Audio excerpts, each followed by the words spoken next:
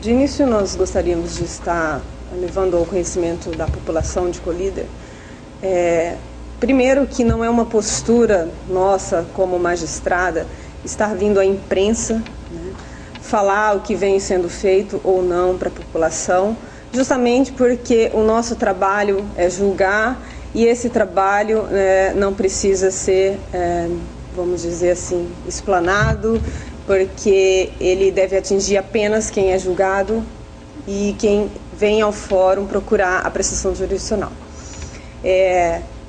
Nós precisamos deixar claro como funciona a legislação envolvendo o menor infrator no Brasil. No Brasil, nós temos apenas 3 possibilidades para que o juiz interne o menor infrator. O termo internar, nós podemos entender como prender mesmo, né? Nós só usamos, a legislação usa esse termo internar, justamente porque a internação ela tem características especiais. Só que na prática ela funciona como uma prisão, certo? Então, no Brasil, o juiz tem somente 3 possibilidades de internar um menor.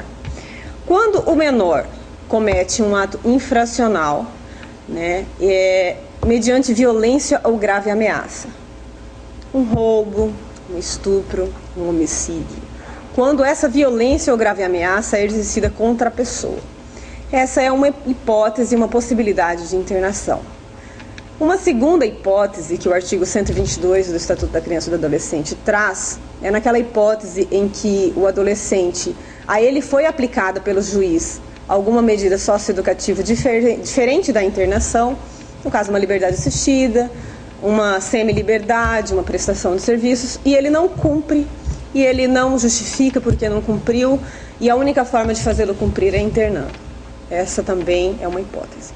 Uma terceira e última hipótese em que o juiz pode internar um adolescente infrator é no caso em que ele pratica qualquer ato infracional que não seja cometido mediante violência ou grave ameaça à pessoa, mas que, independentemente de qual seja esse ato infracional, ele tenha uma certa reiteração nessas condutas infracionais.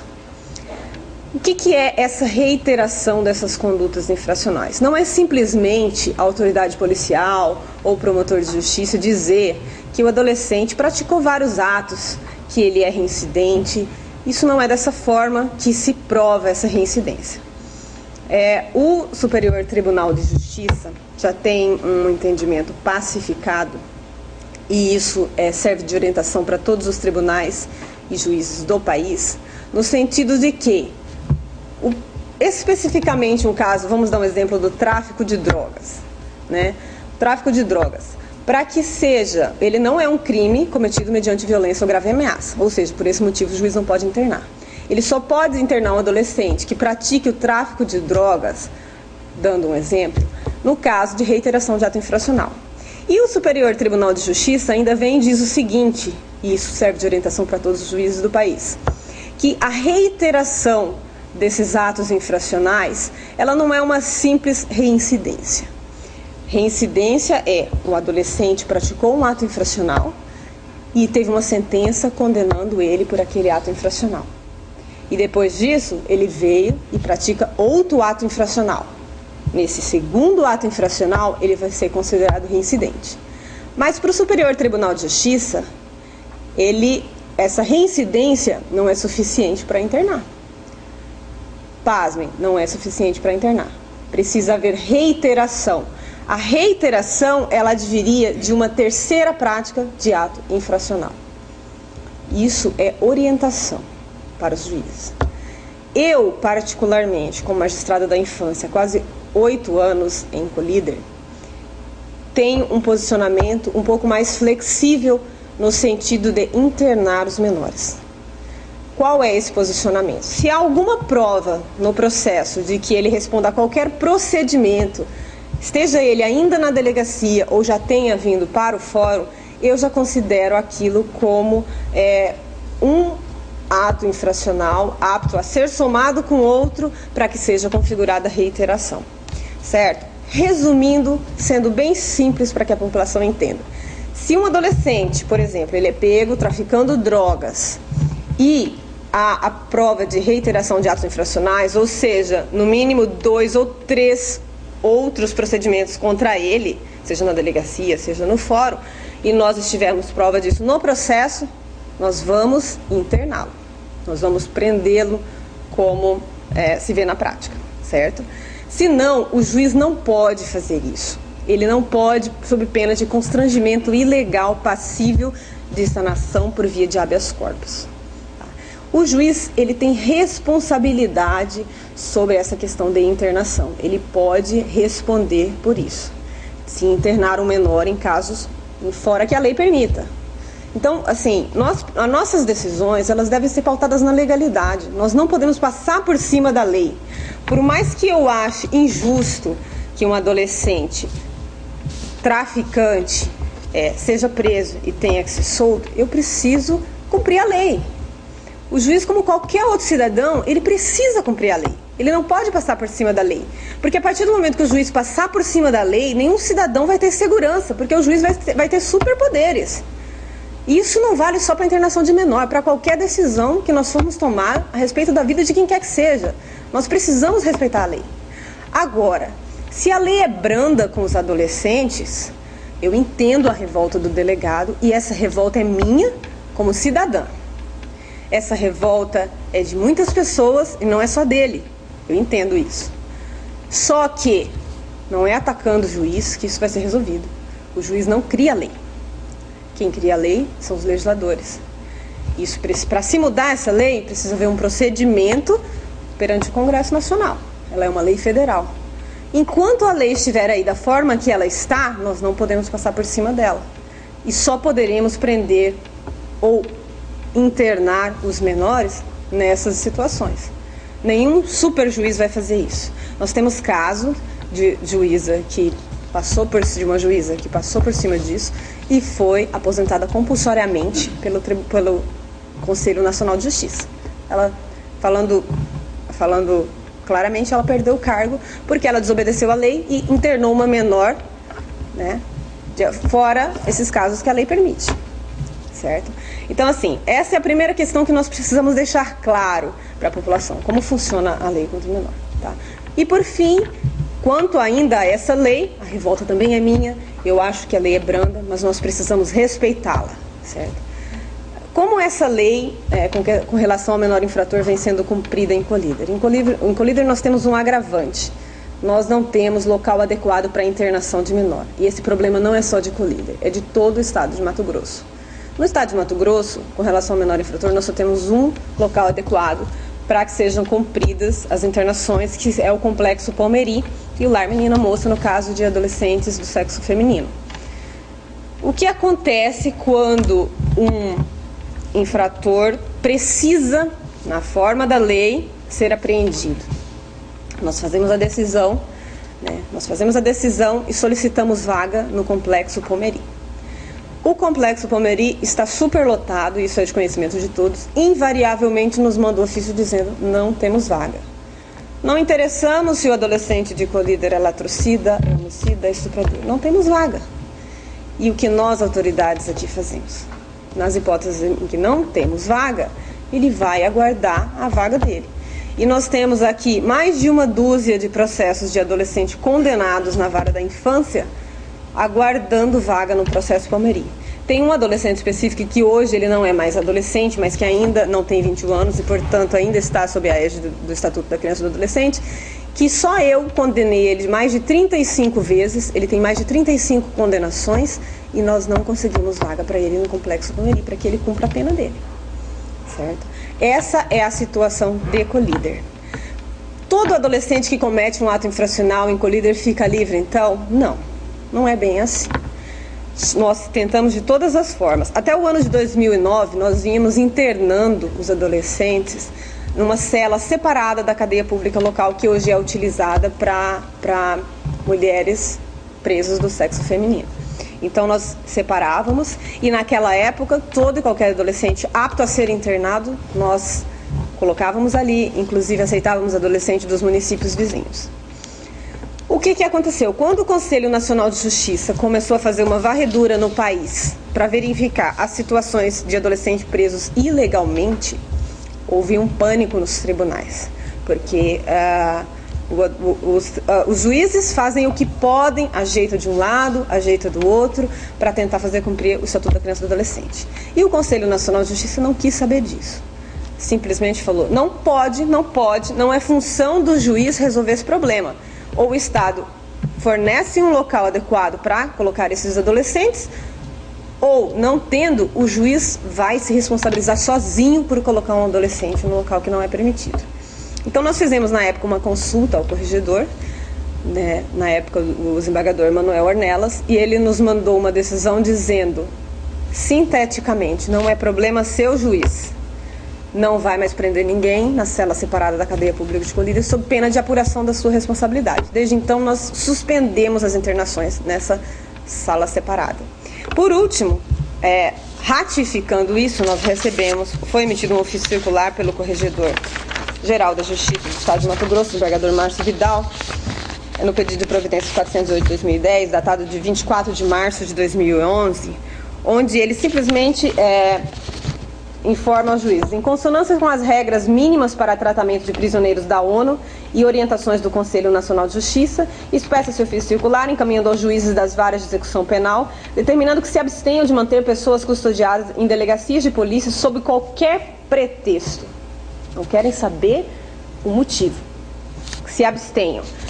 Ou seja, nenhum juiz em sã consciência vai manter adolescentes nas salas da delegacia. Ainda assim, o que nós, nas celas, ainda assim o que nós fazemos em Colíder, numa tentativa desesperada de fazer aplicar a lei. Quando temos um adolescente que nos autos nós temos elementos suficientes para interná-lo, nós decretamos a internação, solicitamos vaga no Complexo Palmieri, enquanto isso colocamos ele numa sala, não numa cela, numa sala da delegacia, e ali eu determino que ele fique num prazo máximo de 5 dias aguardando a vaga. E já coloco na própria decisão, se em 5 dias não chegar a vaga, imediatamente proceda-se à soltura. Dessa forma nós vemos fazendo. O que aconteceu no caso específico dos 3 adolescentes que tem gerado essa polêmica? Eles foram apreendidos em flagrante ato infracional com drogas, 2 deles com 51 gramas de drogas, um deles de maconha, um deles dentro de uma casa onde foi encontrada toda aquela quantidade de drogas e armas, né, que foi mostrada na reportagem anterior. Portanto, esse um que se encontrava na casa, nós não temos de bate-pronto como afirmar que toda aquela droga, aquelas armas, aquela munição pertencia a ele. Ele estava numa casa com mais 2 adultos. Isso vai ser apurado, isso é questão de mérito, nós não vamos entrar nisso aí. Veio-nos em regime de plantão essa comunicação da prisão em flagrante dos maiores e da apreensão dos menores. O senhor delegado informou na entrevista dele que a juíza, numa decisão em menos de 24 horas, liberou esses menores. Em primeiro lugar, a decisão tinha que ser dada imediatamente.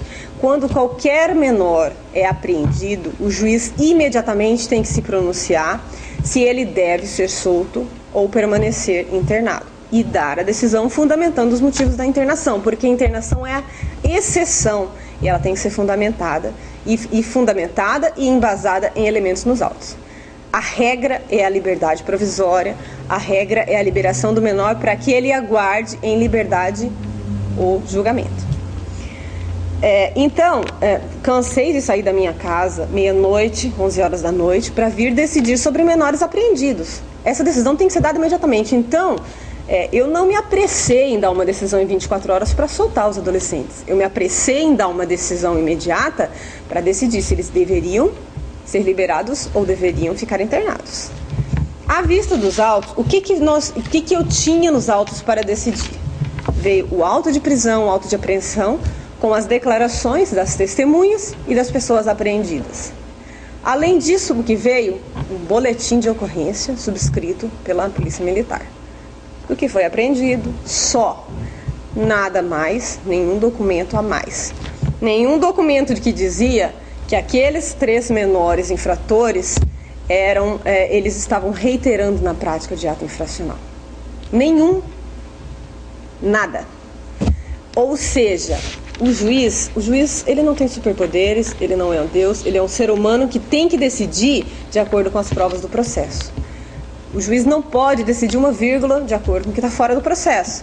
Se naquele procedimento o senhor delegado não encaminhou nada dizendo que aqueles 3 adolescentes ou qualquer um deles fosse reiterador da prática de ato infracional, eu não poderia, sob pena de estar ferindo o Estatuto da Criança e do Adolescente, fazer a internação, decretar a internação desses adolescentes. Eu observei da entrevista que o senhor delegado disse que eles eram traficantes conhecidos, que há menos de 10 dias eles tinham sido apreendidos pela polícia. Essa informação nunca chegou ao processo onde os menores foram liberados. Essa informação eu só obtive assistindo a entrevista do senhor delegado. Então, se eles tinham sido apreendidos, se eles são conhecidos traficantes, o senhor delegado tinha a obrigação de trazer para o processo essas informações, para que me possibilitasse decretar a internação. Tanto que o promotor de justiça que emitiu o parecer solicitando a liberação dos menores, ele deixa claro em um parágrafo da manifestação dele, no sentido de que não há nos autos nenhum relato de reiteração de prática de ato infracional. Não há. Por isso, não tem nem o que me delongar sobre isso. Tem que liberar. A regra é liberar. Resumindo, foi essa a manifestação do promotor de justiça, a qual eu acolhi, justamente por não haver nenhum elemento para prender. Se eu tivesse decretado essa internação, eu estaria cometendo constrangimento ilegal contra esses adolescentes. Fiquei feliz com a decisão? Não fiquei.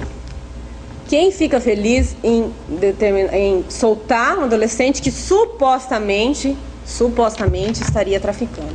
Digo supostamente porque eles ainda não foram julgados, certo?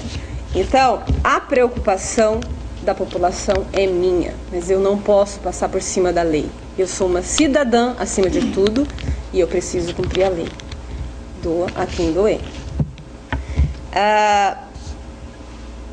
Então, toda aquela arma, toda aquela droga que foi apreendida, não é que eu não achasse que aquilo não era motivo para internar os menores.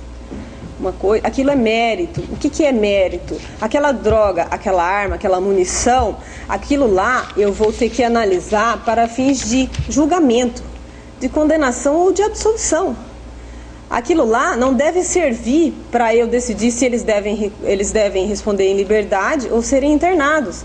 Porque o Superior Tribunal de Justiça diz que em caso de tráfico eu só posso internar em caso de reiteração de práticas delituosas, o que não ficou demonstrado no processo.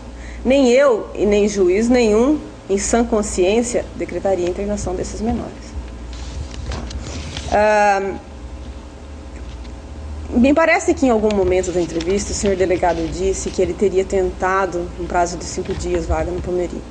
Se ele tentou, não foi do meu conhecimento, até porque, para se tentar vaga, o delegado tem que solicitar para o juiz oficia.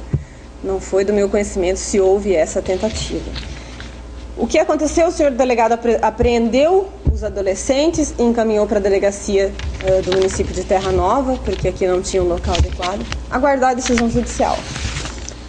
Imediatamente, no mesmo dia, o investigador de polícia daquela delegacia, Ari Carlos Barbosa, encaminhou um ofício para o Dr. Érico de Almeida Duarte, juiz daquela comarca, dizendo que ali havia 3 menores, que são esses que foram encaminhados, e que eles não poderiam, sob forma nenhuma, continuar ali, porque ali não tinha espaço físico adequado, como exige o Conselho Nacional de Justiça, como exige a lei. Ali não tinha, no quadro de servidores, ninguém apto para atender aqueles menores apreendidos. Ali não tinha alimentação para eles, não tinha nada. Ou seja, se fosse o caso de ter sido decretada a internação deles, o que não era, se nós tivéssemos elementos para decretar essa internação, nós teríamos esse problema. Talvez nós teríamos que liberar esses menores, porque nós não podemos deixar o menor passar fome. E junto, ele colocou, eu vou deixar à disposição dos repórteres, se depois quiserem olhar, uma cópia desse ofício do Corregedor-Geral da Justiça, dizendo que, sob nenhum pretexto, ninguém deve permanecer preso nas delegacias. Certo? Essa foi a questão dos 3 menores que veio nessa entrevista. O que nós precisamos trazer de conhecimento para a população? Primeiro, a forma que a lei deve ser aplicada. A população precisa entender que existe uma lei e que o juiz não está acima da lei. Ele precisa cumprir a lei. E a partir do momento que o juiz descumprir a lei para satisfazer o interesse de quem quer que seja, nenhum cidadão vai ter segurança de nada, porque o juiz vai ter superpoderes. E nós não podemos pensar nisso só com relação à situação do menor. Nós podemos pensar em tudo. Nós podemos pensar, qualquer um de nós podemos estar submetidos a um juiz, por qualquer motivo que seja, para que ele decida alguma coisa em nossa vida. E nós temos que ter a segurança de que ele vai respeitar a lei. Certo? O senhor delegado revoltado, e eu também não condeno a revolta dele, tá? A preocupação dele é minha, eu tenho certeza de toda a população. Revoltado, ele disse que nós concedemos um alvará para que os menores agora pratiquem roubos, furtos, estupros, trafiquem. Essa questão, eu acho assim muito temerário se fazer uma declaração dessa num veículo de comunicação em massa, como a televisão. Não, nós talvez no calor da emoção não tenha sido a intenção, mas há o grande risco de se ter incitado os menores a praticar crimes. É preciso que os menores de Colíder saibam que a falta de vaga não vai impedir que nós decretemos a internação deles, desde que tenha elementos nos autos. A partir do momento que o senhor delegado fizer a prisão e nos trouxer elementos nos autos para que nós prendamos, com certeza nós vamos cumprir a lei. Toda vez que o senhor delegado trouxer um procedimento da forma que veio, sem nenhum elemento para prender, nós vamos soltar, porque nós vamos continuar cumprindo a lei, doa ela quem doer. Tá? Então, assim, nós não concedemos alvará, nós vamos continuar. Quem trabalha comigo há 8 anos na vara da infância sabe que eu não tenho tolerância com o menor infrator. Sabe que eu falo brincando nos corredores, mas é uma verdade, que meu sonho é que tivesse um centro de internação em Colíder que me ia fazer um limpo. Os menores infratores que já passaram pela minha sala de audiências sabem que se eu tiver um mínimo de possibilidade de interná-los, eu vou interná-los. Então, eu não sou uma juíza que incita aos menores a praticarem atos infracionais, só que eu sou uma juíza que cumpre a lei. Certo?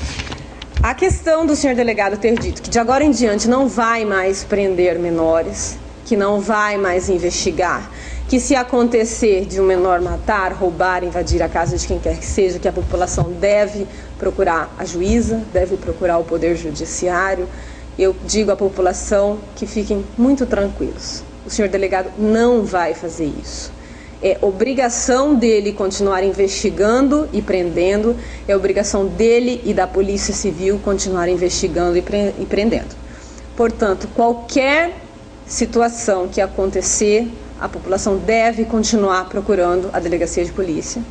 E se, por um acaso, o que eu muito duvido que vá acontecer, acredito que ele tenha falado aquilo num momento de exaltação, de emoção, né, talvez de revolta, se acontecer, a população deve procurar o Ministério Público imediatamente, porque nesse caso, o que eu repito, nós não acreditamos que vai acontecer, o senhor delegado e os respectivos policiais que se recusarem a atender a população a proceder uma investigação, uma prisão, estarão cometendo um crime chamado prevaricação. É obrigação da polícia investigar, é obrigação da polícia prender, é obrigação do delegado fazer isso. A partir do momento que eles se recusarem a cumprir de ofício ou solicitado um dever funcional, eles estarão praticando um crime de prevaricação. Eles só têm essa opção de dizer que eles não vão prender, que eles não vão investigar, que eles não vão cumprir o dever deles, se eles pedirem exoneração do cargo. Então, a população deve ficar tranquila, o Poder Judiciário vai continuar dentro das suas limitações, tentando combater o crime e os atos infracionais na cidade de Colíder.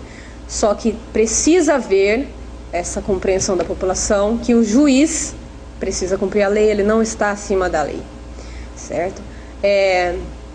Para finalizar, assim, nós temos essas dificuldades, nós temos procurado há mais de anos, já fizemos reuniões das quais o delegado participou, solicitando dos governantes a criação de um centro de detenção, de um centro de internação em Colíder, e a resposta que nos vem sendo dada pelo governador é de que será construído em breve um centro em Sinop.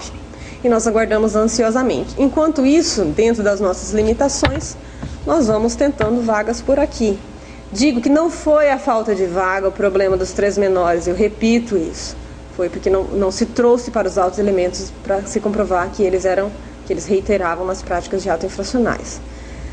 Finalmente, eu queria dizer que eu não tenho, não tive e nunca vou ter nenhuma pretensão política, não sou adversária política de ninguém, portanto, ataques gratuitos à minha pessoa para resolver a questão do menor em Colíder não vão surtir efeito na prática, não vai se resolver o problema, porque não sou eu quem constrói o centro de internação, não sou eu quem cria a lei.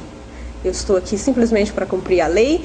Eu jurei, quando eu tomei posse no meu cargo, que eu iria cumprir a lei e a Constituição. E eu vou morrer fazendo isso. Jamais eu vou passar por cima da lei para dar qualquer decisão que seja. Quanto aos ataques à minha honra feitos pelo senhor delegado, não são questões para serem ditas na televisão, nós vamos resolver isso na justiça. Eu agradeço a atenção de todos e espero ter esclarecido a situação e acalmado a população quanto à questão dos menores na nossa cidade.